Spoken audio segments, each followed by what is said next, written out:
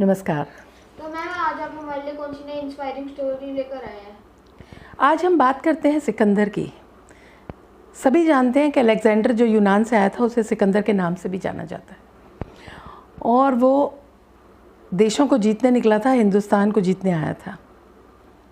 मैं उसी सिकंदर के बारे में बात कर रही हूँ कि जब वो बीमार हुआ था तो वो हिंदुस्तान से लौट रहा था, तो वो समझ गया था कि अब मैं नहीं बचूंगा।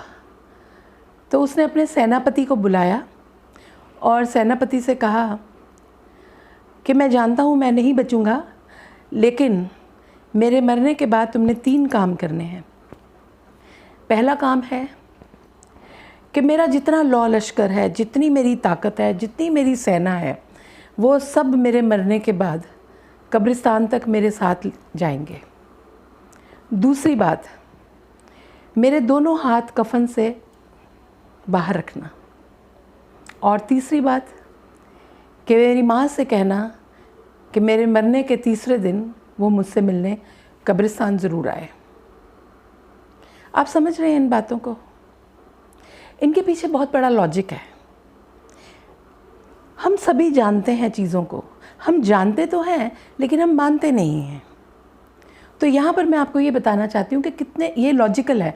इसके पीछे बहुत बड़ा लॉजिक है कि पूरी दुनिया, पूरी ताकत जब सिकंदर के साथ कब्रिस्तान तक गई, लेकिन आगे का सफ़र उसे अकेला करना था। कोई नहीं था उसके साथ, सब वापस लौट आए थे उसे छोड़कर। तो यही जीवन है कि किसी बहुत बड़े फिलोसोफर ने कहा है कि एकला चलो, तो हमें अकेला ही चलना है।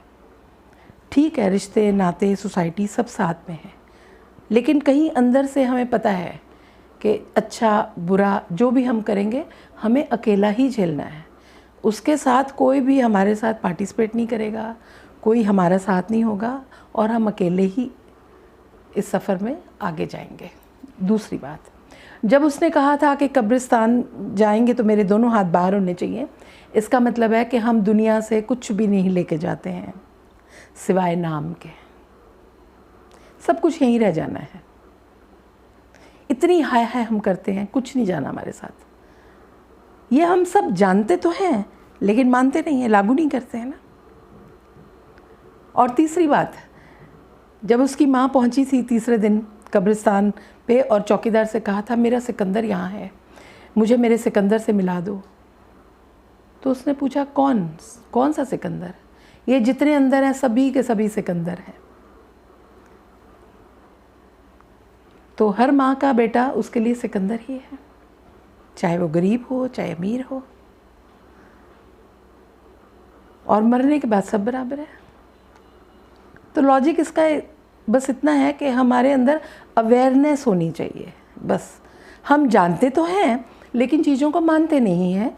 तो अवेयरनेस हमारे अंदर जो होगी, वो अवेयरनेस ही हम लोगों को बहुत अच्छा इंसान बनाएगी और बहुत हम अच्छे कर्म कर सकते हैं। अच्छी तरह अपनी ज़िंदगी में जो भी हमने काम करने हैं वो बहुत तरीके से कर सकते हैं।